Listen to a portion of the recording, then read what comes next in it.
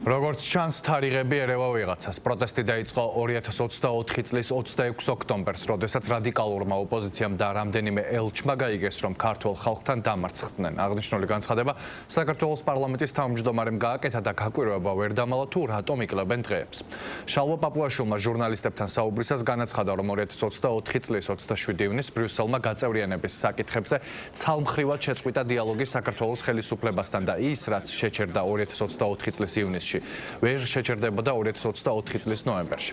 პაპუაშვილის თქმით, 26 ოქტომბრიდან 28 ნოემბრამდე მონაკვეთში ჩანდა, რომ ქართველ ხალხთან დამარცხებული ზოგიერთი ევროპელი ბიუროკრატი და პოლიტიკოსი ცდილობდა ევროკავშირის საკითხი შანტაჟის იარაღად გამოეყენებინა და მაგალითად შვედეთის ხელისუფლების ერთ-ერთი ლიდერის განცხადება მოიყვანა, რომელიც პროტესტის მონაწილეებს მაიდნისა და რადიკალიზაციისკენ მოუწოდებდა. მისი თქმით, შვედეთის ხელისუფლება ამ განცხადებას დღემდე არ გამიჩნია. ზოგადად რატომ იკლებენ დღეებს არ ვიცი. პროტესტი დაიწყო 2024 წლის 26 ოქტომბერს 8 საათსა და წუთებზე, როდესაც რადიკალურმა ოპოზიციამ რამდენიმე ელჩმა აქ ყოფმა გაიგეს, რომ დამარცხდნენ პირწმინდად ქართულ ხალხთან. ერთ წელზე მეტია მიმდინარეობს გარედან მართული ტერორი იმისთვის, რომ ანტიდემოკრატიული გზებით ჩაანაცვლო ხელისუფლება. რაც შეეხება ირაკლი ყობალხიძის განცხადებას, წაიკითხეთ და ყოველ მის სიტყვას ხელს ვაწერთ კიდევ ერთხელ. ჩვენ დადასტურდა ამის შემდეგ, კიდევ უფრო დადასტურდა თუ რამდენად სწორი იყო ეს განცხადება.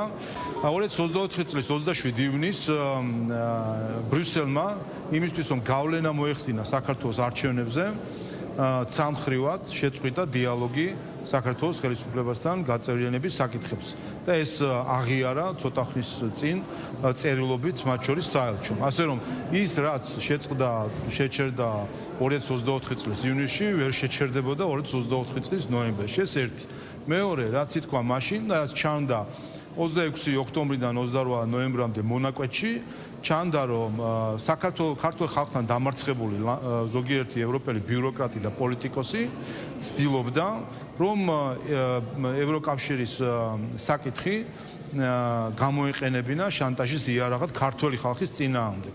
და საქართველოს და ქართველი ხალხი ყოლოდა მუდმივი შანტაჟის ქვეშ, რომ ახლა მოლაპარაკებას გაგიხსნი ამ საკითხში, შენ თუ მარცხენა ფეხზე დადგები, მე გაგიხსნი მეორე საკითხზე, თუ კი მარჯვენა ფეხზე დადგები, აი ესე დამამცირებელ მდგომარეობაში უნდათ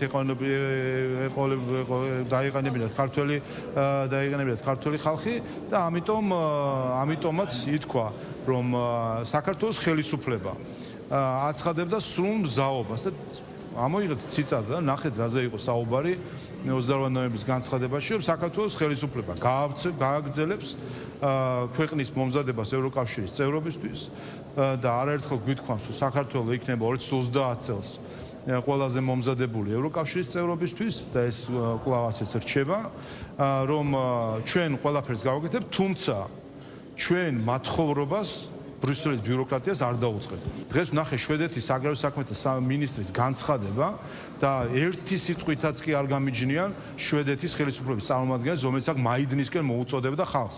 მაიდნისკენ მოუწოდებდა შარშან არჩევნების შემდეგ. აი ამას გვიკეთებდა ჩვენ შარშან ევროპელი პოლიტიკოსები და ბრიუსელი, რომ აქ უნდათ მაიდანი, აქ უნდათ სისხლისღვრა, აქ უნდათ არეულობა, ოღონდ ხელისუფლებაში მოეყვანათ საკუთარი მარიონეტები.